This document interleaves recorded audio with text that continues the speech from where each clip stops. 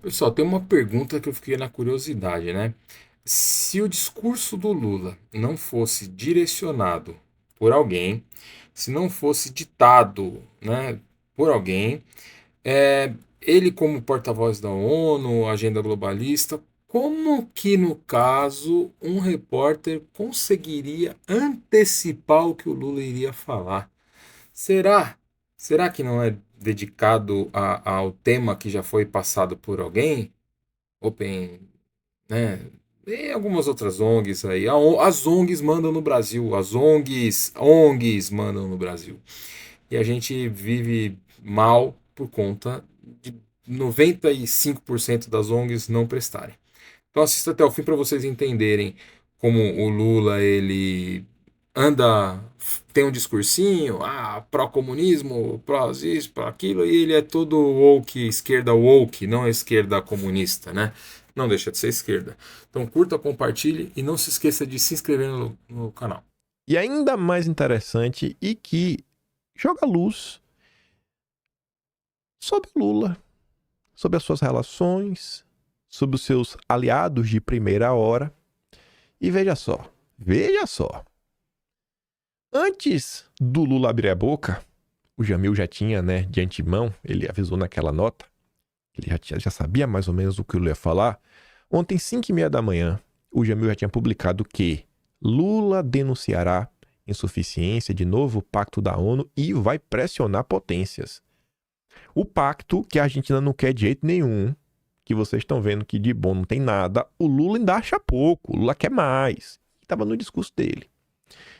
Lula vai qualificar o pacto negociado pela ONU como insuficiente e insistir que uma reforma dos organismos internacionais precisa ocorrer de forma urgente para lidar com a crise global.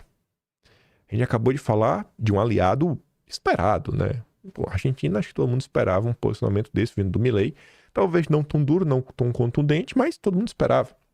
Acho que não pegou ninguém assim, nossa, eu estou super surpreso com o Milei. Não, acho que se esperava.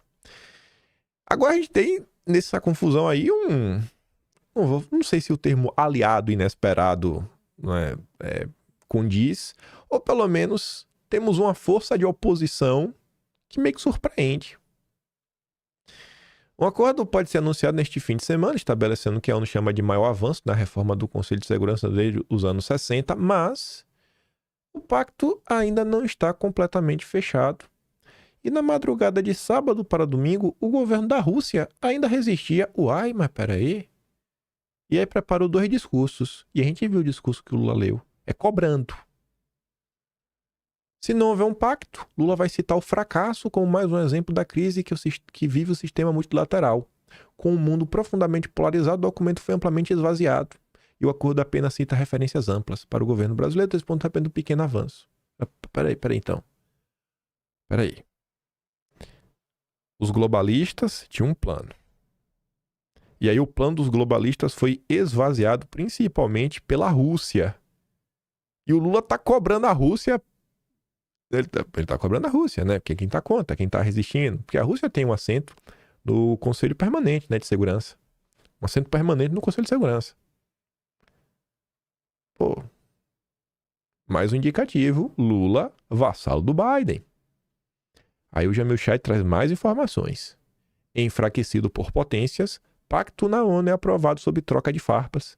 Chamado de Pacto do Futuro, o texto tem a meta de estabelecer o caminho das negociações e objetivos da comunidade internacional pela próxima década. A esperança era que o acordo fosse aprovado por consenso, mas, de forma inesperada, e com presidentes na sala, a delegação russa rompeu o protocolo e decidiu apresentar novas exigências. Sua ameaça era que iriam bloquear a adoção do Pacto do Futuro se seus interesses não fossem acolhidos. O texto acabou sendo aprovado, mas a manobra por parte de Moscou enfraqueceu seu peso e escancarou a polarização no mundo. Os russos e seus aliados deixaram claro que se distanciavam do acordo. O pacto prevê ações para iniciar uma reforma do Conselho de Segurança da ONU, a revisão dos organismos financeiros para incluir países emergentes, ações sobre a dívida dos mais pobres e o início de um trabalho internacional para regular plataformas digitais e mesmo sobre a inteligência artificial. Mas Para diplomatas de diferentes partes do mundo, o texto foi amplamente esvaziado ao longo dos últimos meses. Governos ricos se recusavam a se comprometer com reformas mais ambiciosas de organismos financeiros e de indicar como ocorreria a ampliação do Conselho de Segurança da ONU. O governo dos Estados Unidos ainda se recusou a abrir mão do veto, enquanto dezenas de pontos sobre tirar ferramentas de proteção ou de ataque e transformações do clima em um tema de segurança definidos por potências ocidentais obrigaram os governos a reduzir a ambição do texto original. Os líderes das 5 potências do Conselho de Segurança sequer viajaram para Nova York para a cúpula, enviando apenas ministros e dando um sinal político de que o documento não teria o peso que se desejava. E o que é que ocorreu?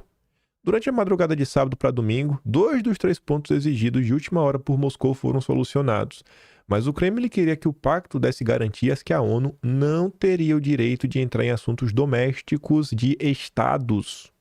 Ao longo do processo de negociação, o Kremlin foi o principal obstáculo em temas como ferramentas e reforma dos organismos internacionais. Cada país tem os seus objetivos. A gente está vendo o que está acontecendo no leste europeu, Rússia versus Ucrânia.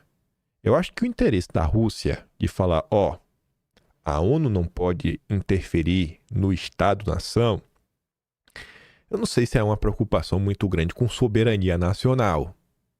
Eu acho que tem até relação por eles estarem no meio de um conflito.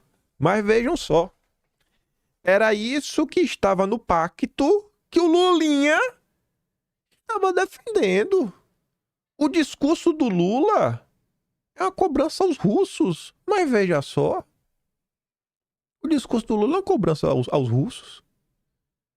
É isso que o Lula defendia, mas quem podia imaginar, né? O Lula só defendeu isso 9 vezes, de 2022 até 2023, falando basicamente, não dá pra gente participar de todas as COPs, assinar protocolo de Kyoto, isso, aquilo, outro, e depois ter que levar essas decisões para serem aprovadas nos congressos nacionais dos diversos países. Porque quando a gente faz isso, nada avança.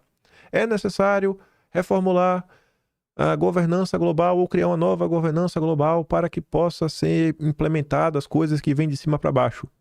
O Lula falava e repetia isso trocentas vezes. Falou pelo menos 9 vezes de 2022 até meados aí, meio de 2023. Isso que o Lula estava defendendo. Um aliado, não sei se é aliado inesperado, enfim, uma força opositora inesperada por esse meio do caminho falou, não, peraí, cara. Hoje não. Aí, olha a situação. Tem os globalistas de um lado, tem a Rússia do outro. E olha como se posicionou a Argentina. Falou, irmão, tô de fora. Não quero fechar com vocês, globalistas. Não vou fechar com a Rússia. A Argentina é a Argentina. Temos as nossas prioridades. Temos as nossas prioridades. Isso é a política externa que eu queria ver um país ter. Que eu queria que o Brasil tivesse. Tem um globalista de um lado, tem a Rússia do outro. Fala, eu não sou amigo de nenhum dos dois. Eu vou pensar no meu país. Eu vou colocar o Brasil em primeiro lugar. Brasil acima de tudo. Deus acima de todos. Foi o que o Milei fez na Argentina. É não ter esse pensamento dicotômico. Ou você tá do lado do Biden, ou você tá do lado do Putin. Por que eu não posso estar contra os dois? Porque eu não posso estar contra os dois. E aí vocês estão vendo, né? Será que Lula realmente é o grande nome do Foro de São Paulo?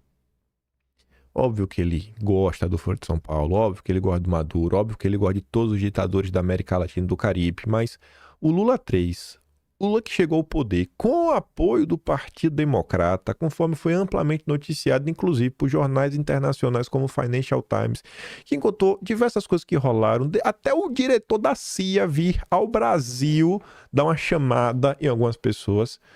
Obviamente que o Lula sabe que ele tem, né? Pessoas que ele tem que honrar, né? Fica claro o que está acontecendo. De forma inesperada, a delegação russa pediu a palavra por uma questão de ordem e criticou o pacto. Para Moscou, não houve um período de consulta suficiente e acusou a ciente de tentar manobrar um acordo que favorecesse o bloco. Isso não pode ser chamado de multilateralismo. Isso é uma derrota para a ONU e um acordo para atender a um grupo pequeno de países, disse a chefia da delegação russa. Quem está certo é a Argentina.